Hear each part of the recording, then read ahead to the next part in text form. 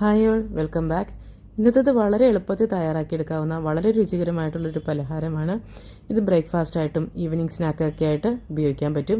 അപ്പോൾ ഇതെങ്ങനെയാണ് തയ്യാറാക്കുന്നതെന്ന് നോക്കാം.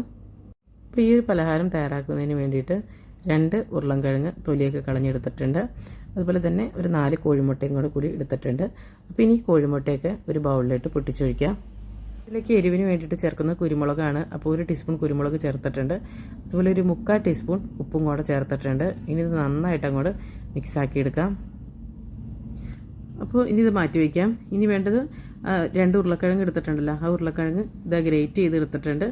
അപ്പോൾ നമ്മൾ ക്യാരറ്റൊക്കെ ഗ്രേറ്റ് ചെയ്തെടുക്കൂലേ, അതുപോലെ തന്നെ ഗ്രേറ്റ് ചെയ്തെടുക്കുകയാണ് കേട്ടോ ചെയ്യണത്. വേവിച്ചിട്ടൊന്നുമല്ല, അതുപോലെ നമ്മൾ റോയായിട്ട് തന്നെ ഗ്രേറ്റ് ചെയ്തെടുക്കുകയാണ് ചെയ്യണത്. പിന്നെ ഇതിലേക്ക് ഒരു പകുതി സവോള കുഞ്ഞായിട്ട് അരിഞ്ഞത് ചേർത്ത് കൊടുക്കാം. കൂടെ തന്നെ ഒരു ടേബിൾ സ്പൂണൊക്കെ മല്ലിയില ചെറുതായിട്ട് അരിഞ്ഞതും കൂടി ചേർക്കാം. പിന്നീട് നമ്മൾ ആ മിക്സാക്കി വെച്ചിട്ടുള്ള എഗ്ഗിൻ്റെ മിക്സ് ഉണ്ടല്ലോ, അതും കൂടെ ചേർത്തിട്ട് നല്ല പോലെ ഒന്ന് കമ്പൈൻ ചെയ്തെടുക്കണം. അപ്പോൾ അതായത് ഇപ്പോൾ കറക്റ്റായിട്ടുള്ള ആ ഒരു കൺസിസ്റ്റൻസി ആണ് കേട്ടോ. ഇതൊരു സ്പാനിഷ് ഓംലേറ്റ് ആണ് കേട്ടോ നമ്മളിത് തയ്യാറാക്കുന്നത്. നല്ല ടേസ്റ്റാണ്.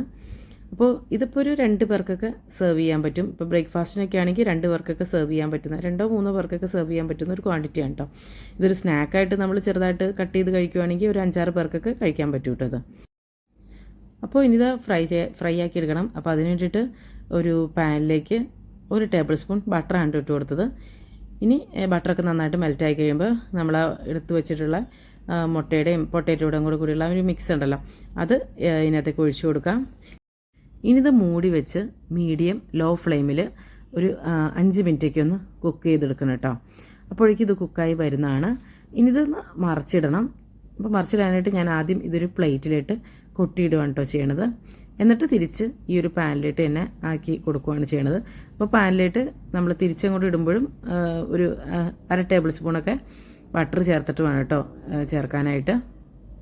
അപ്പോൾ ഇനി ഇതൊരു 2 മിനിറ്റ് മീഡിയം ലോ ഫ്ലെയിമിലിട്ടിട്ട് തന്നെ ഒന്ന് കുക്കാക്കി എടുക്കണം. അപ്പോൾ നന്നായിട്ടൊന്ന് നല്ലൊരു കളറൊക്കെ ഒന്ന് ചേഞ്ചായി വരാനും ഒക്കെ വേണ്ടിയിട്ടും കൂടിയാണ് ഇതിങ്ങനെ ചെയ്യണം കേട്ടോ. അപ്പോൾ അതായത് ഇപ്പോൾ ഇത് റെഡി ആയിട്ടുണ്ട്. ഇനി ഇതുപോലെ തന്നെ ഒന്ന് കൊട്ടി വേറൊരു പ്ലേറ്റിലോട്ട് മാറ്റാം. അപ്പോൾ അതാ നമ്മുടെ നല്ല ടേസ്റ്റി ആയിട്ടുള്ള സ്പാനിഷ് പൊട്ടാറ്റോ ഓംലേറ്റ് റെഡി ആയിട്ടുണ്ട്.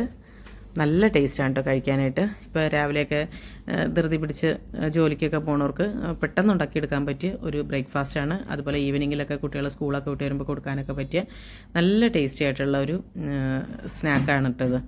അപ്പോൾ എല്ലാവരും ഒന്ന് തയ്യാറാക്കി നോക്കണം കേട്ടോ. പിന്നെ നമ്മുടെ വീഡിയോ ആദ്യമായിട്ട് കാണുന്നവരാണെങ്കിൽ വീഡിയോസൊക്കെ ഇഷ്ടമാവണമെങ്കിൽ വീഡിയോ ലൈക്ക് ചെയ്യാനും അതുപോലെ തുടർന്നും ഇതുപോലെ നല്ല നല്ല വീഡിയോസ് ലഭിക്കുന്നതിനായിട്ട് ചാനൽ സബ്സ്ക്രൈബ് ചെയ്യാനും മറക്കല്ല കേട്ടോ. അപ്പോൾ നല്ലൊരു ഉഷാർ വീഡിയോയുമായി വീണ്ടും കാണാം. എല്ലാവർക്കും നല്ലൊരു ദിവസം ആശംസിക്കുന്നു. Thank you for watching Ashes.